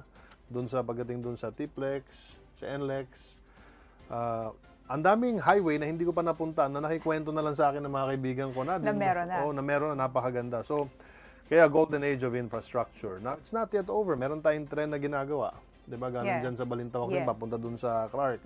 Meron din tayong tren na... That's a cargo train. Cargo train. At meron din ginawa si Secretary Tugade na tren galing dito, papunta dun sa Bicol area. Yes. Nabuhay na yung Bicol Express. Although hindi pa hanggang dun sa dulo, pero at least nandyan na. Nasimulan na. Yes. So, we'll be right back.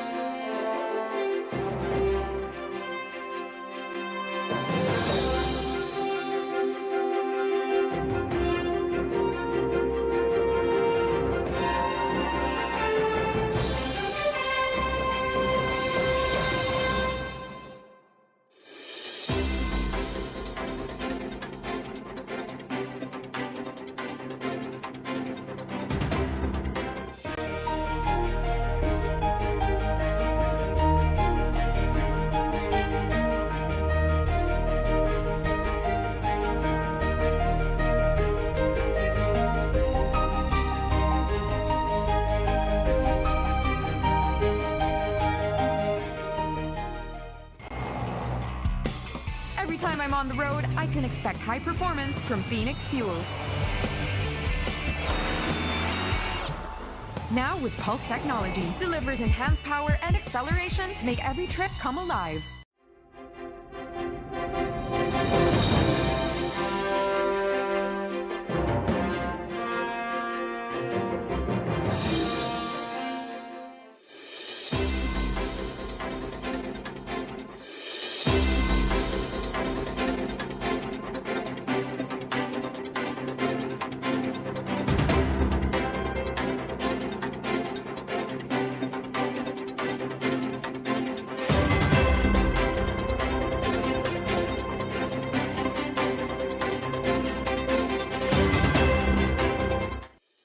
Welcome back to Straight Talk. We still have Communications Secretary and Presidential Spokesperson Martin Andanar.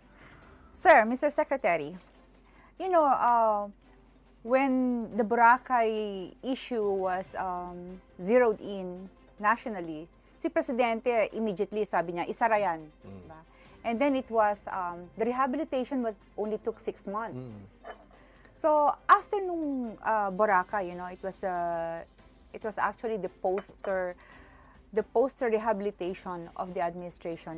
Ano pa yung mga sumunod in relation to preserving the environment, reviving the environment? Ano naman yung mga strides ng gobyerno? Naalala ko, nag-ikot si dating DNR Secretary si Mato. Nagpunta ng Siargao, nagpunta ng Palawan, nagpunta ng Manila Bay, no? At ito'y pinakita nila na pwedeng linisin, pwedeng lagyan ng dolomite. At talagang gumanda naman talaga. At Boracay na isang international international destination. Yeah. Dahil sobrang ganda ng kanyang white sand at napakahabang stretch ng shore. Lahat ng mga ginawa ni Presidente, for example, itong Boracay, di ba nabanggit mo na naging controversial siya? Kasi Yes. maraming umaray na negosyante. Correct. Maraming nag-oppose. Pero kung titignan mo talaga yung epekto niya, ginaya nga tayo ng Thailand eh. Yes, yeah. Naglinis din sila ng kanilang ng kanilang isla doon. Nagsara din sila ng kanilang isla doon. That's what I read about 2 years ago. Tapos yung ating mga mining area, alam mo pag lumilipad si Presidente sa Mindanao, nakita niya ito, kalbo na ito pahak na ito, wala na yan, puro. And then the miners started planting kasi nga ni-revoke yung license eh. Yes, yeah. So they started planting trees at in other words, the political will of the president and how he shows the entire public that he will do it. The water concessionaire, itong Boracay, itong malaking airline company na nagbayad ng buwis, lahat ng merong mga transgression, lahat ng mga merong paglabag sa batas ay napapasagot na yung cigarette company. Pagpapakita lamang na merong political will at sinasabi ni President, no one is above the law. Yun ang malaga doon. Kaya di ba sabi ni Presidente, law and order. Yes, yeah. Di ba? Yeah. At number 1 doon, gusto mo na law and order, dapat sumunod yung mga tao sa batas. Hindi lang yung mga common tao, kundi pati yung mga oligarch, pati yung mga mayayaman na susunod sa batas. Yung may control ng ekonomiya. Walang excuse dito. Yeah. Walang tao dito na porket ikay bilyonaryo ano ka na, meron ka ng special treatment. Walang ganon. So, di ba may problema tayo dito sa airport noon. Yes, yeah. Yung laglagbala. Yes. Tsaka yung namamahala dun sa mga cargo diyan sa airport na pinagsabihan din ng Presidente. Naalis ata sa kontrata. Yes, natanggal sila. Natanggal sila. So ito yung mga bagay na ginagawa ng ating Pangulo para ipakita sa buong Pilipinas at sa buong mundo na meron tayong rule of law. Kaya nga kita mo yung ating Chingbi, yung ating credit rating, BBB+, A- dun sa Japan. Despite. Siguro magtatanong sila, bakit anong kinalaman ng credit rating? Meron pong kinalaman ang credit rating, ang pagtaas nito doon sa pagsunod sa batas ng mga kababayan natin at ng mga powers that be, yung mga nasa malaking negosyo. Merong kinalaman dahil sabihin ng mga foreign investors na okay pala itong Pilipinas dahil meron palang batas na nasusunod. Wala palang excuse dito. No one is exempted. There's a level playing field. Oo, kasi rule of law. Yeah. Rule of law. That's ano bang mga factors ng pag-improve ng credit rating? Ano ba yung credit rating? Ito po yung rating natin na kaya natin magbayad ng utang natin. Yes. So pag sinabing BBB+, ibig sabihin marunong magbayad ng Pilipinas ng utang. Now, hindi lang naman yung pera na marunong tayong magbayad. Meron tayong batas na sinusunod sa ating bansa. Meron tayong tamang human rights. Meron tayong justice system. Meron tayong political system na stable. Yun yung mga tinitingnan nila. At kasama nga, napakahalaga itong batas na may sumusunod, na may pag-abide by the law. Kaya nga, Mr. Secretary, the President has really shown his political will during the entire term. In fact, even during the pandemic, pag lumabas siya, nakipag-usap sa tao, sunod ang tao. That's why I'll go to my next question. Yeah. In the beginning of the campaign, he said he's not going to endorse anybody. And I asked him the same question. Paano naman kung hindi ka mag-i-endorse ng tao na papalit sa'yo, what will happen to all of this?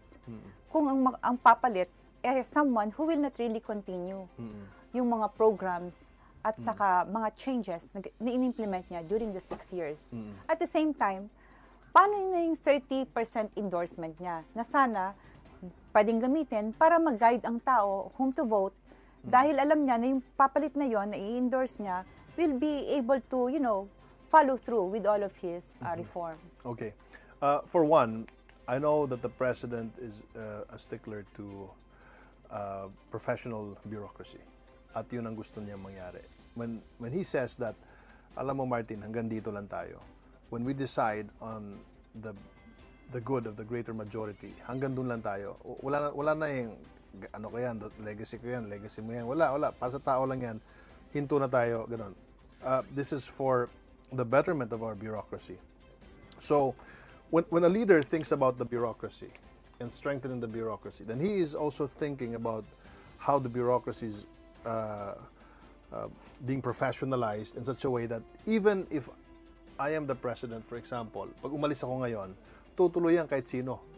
Si Presidente, sinasabi niya, Sir, umalis na po si Secretary ko. Sino papalit? Nandyan naman yung USEC. Magaling naman yung USEC. But that's under his term. Under his term. Under his term. Because of his political will. People follow him. When he talks, even if it's not the policy, it becomes policy because people believe in him. Pag sinabi ni Presidente, sundin nyo kasi tama yan. Diyan papasok ang benchmarking. So, if the bureaucracy is already mature, then we would love to believe na pati yung ating mga kababayan mature na rin sila politically. So are you hindi sila papayag. So are you saying that could be one of the legacies of the president? It has led the bureaucracy to mature para kahit sino ang nakaupo, by sheer momentum, it will continue the reforms that he has left behind or he is leaving behind? A professional public administration system is always should be the goal of any government. At ang ating bansa naman ay nowhere to go but up na para ma-improve. That's one. Number two, we always talk about lame duck na yung presidente na yan dahil ilang buwan na lang. He's not a lame duck. The fact that not at all. The fact that you're asking, your editors are asking me, anyone I was just talking to a few professional guys earlier, and they asked me, sino ba talaga i-endorse? Lahat ng reporter. The fact that all of you guys, and even myself, I'm asking, sino i-endorse si Presidente? It only goes to show that he is no lame duck president. Isa siya sa mga presidente sa Pilipinas na hindi mo mailalagay yung lame duck na concept. Kasi up to this day, we are all waiting for his endorsement. So, are you saying that he's going to endorse somebody? If you ask me, I would, and I'll just listen to him, whatever he says. Mamaya mga kotang, baka may sumamalob. We'll take a break. We'll be right back.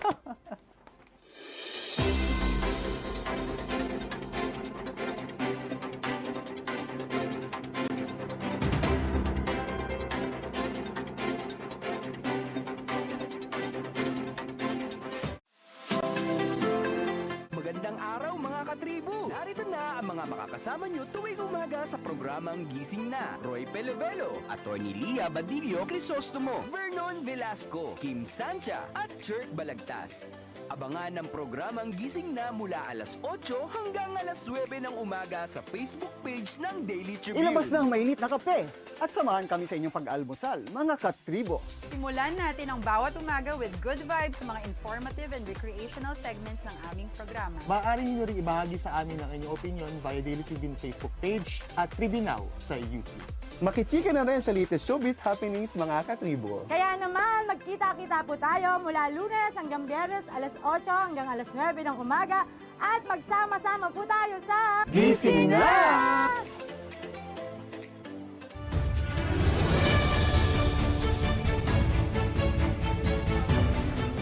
Mahalin natin ang Pilipinas.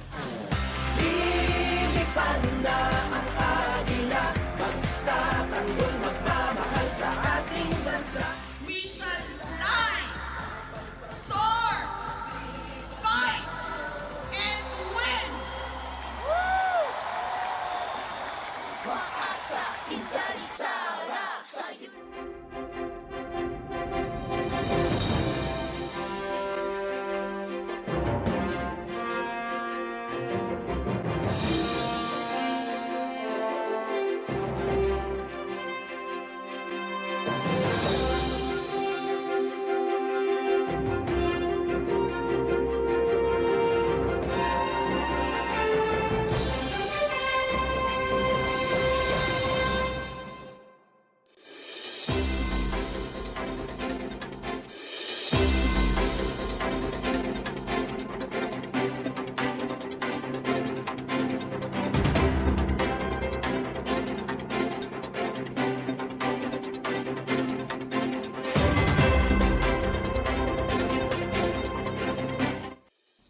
We're back, and you're still watching Straight Talk with Secretary Andanar. So, Mr. Secretary,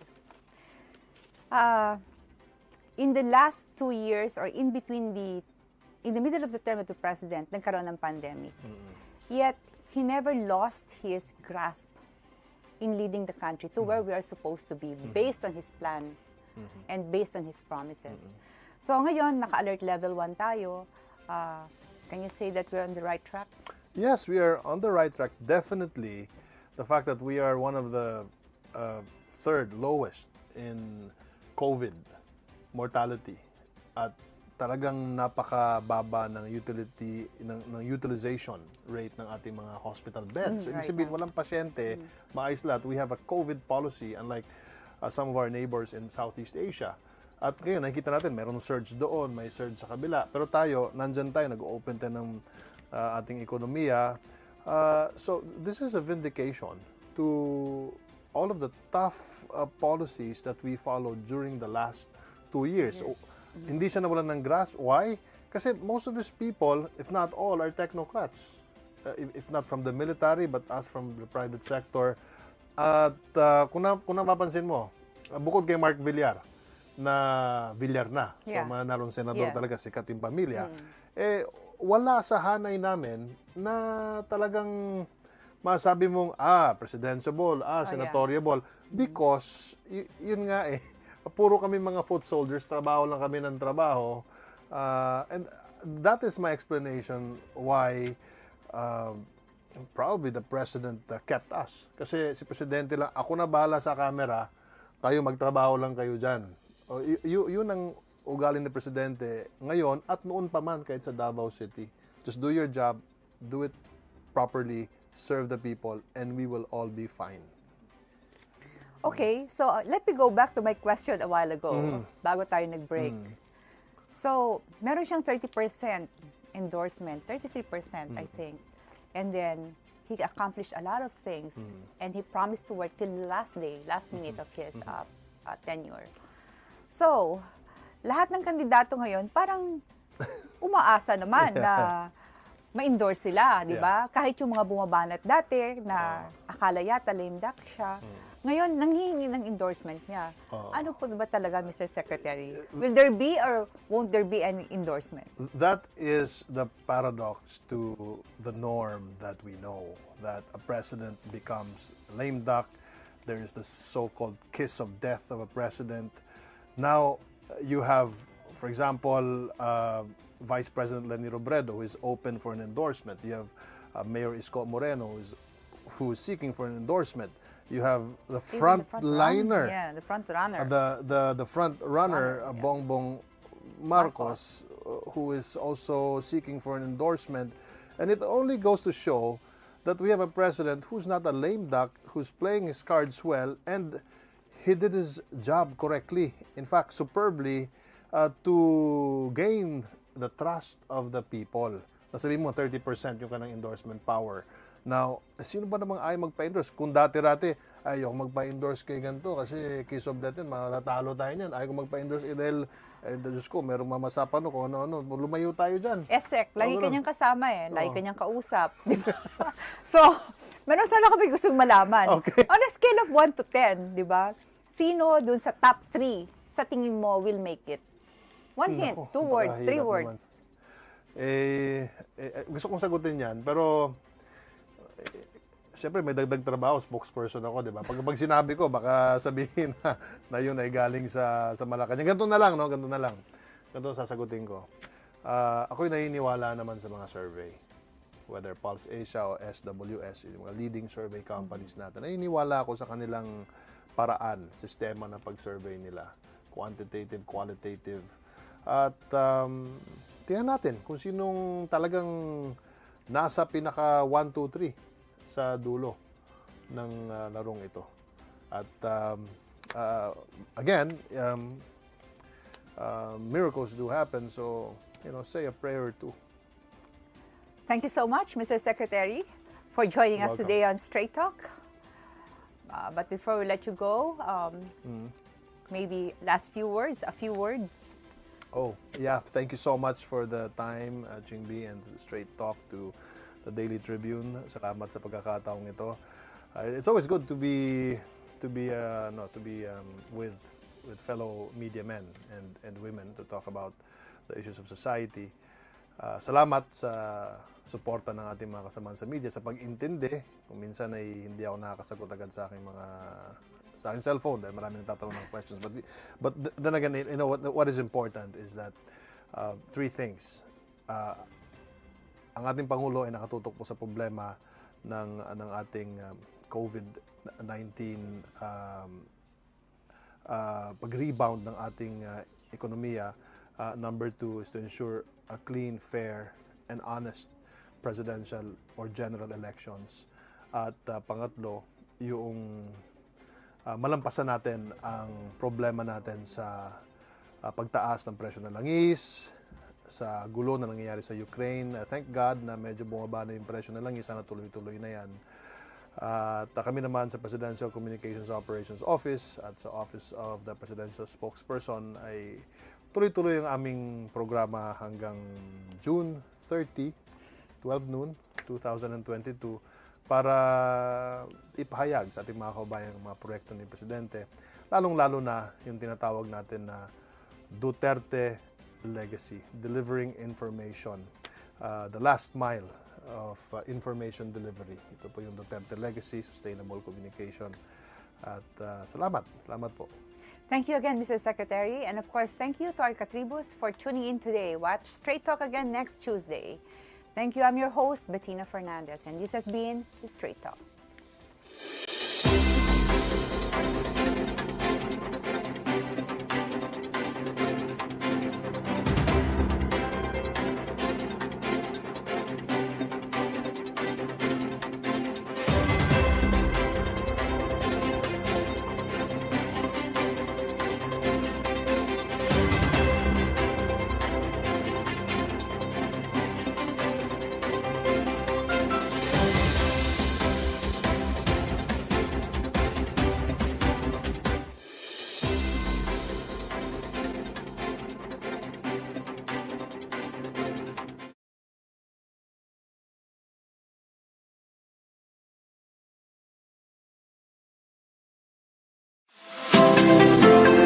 Magandang araw mga katribo! Narito na ang mga makakasama nyo tuwing umaga sa programang Gising Na. Roy Pelevelo, Atty. Lia Badillo Crisostomo, Vernon Velasco, Kim Sancha at Chert Balagtas.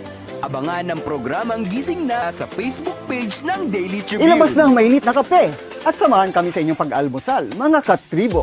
Simulan natin ang bawat umaga with good vibes sa mga informative and recreational segments ng aming programa. Maaari niyo rin ibahagi sa amin ang inyong opinion via Daily Tribune Facebook page at Tribune Now sa YouTube.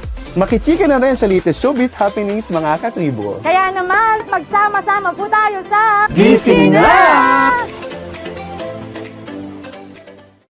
Ang Daily Tribune may digital shows na din. Dahil sa mas lumalaki at mas lumalakas nating tribu, handog sa inyo ng Daily Tribune ang mga programang magbibigay buhay araw-araw. Be informed at mag-good vibes tuwing umaga sa programang Gising Na. Be updated sa news and happenings sa Tribune News on Cue. Mas kilalanin pa natin ang mga paborito nyong atleta sa programang The Athletes Tribune. Alamin ang latest entertainment sa programang What's Up. Ma-inspire sa mga kwentong hatid ng Perfect. Search lang ang Daily Tribune sa inyong Facebook at Tribune Now on YouTube. See you there mga katribu!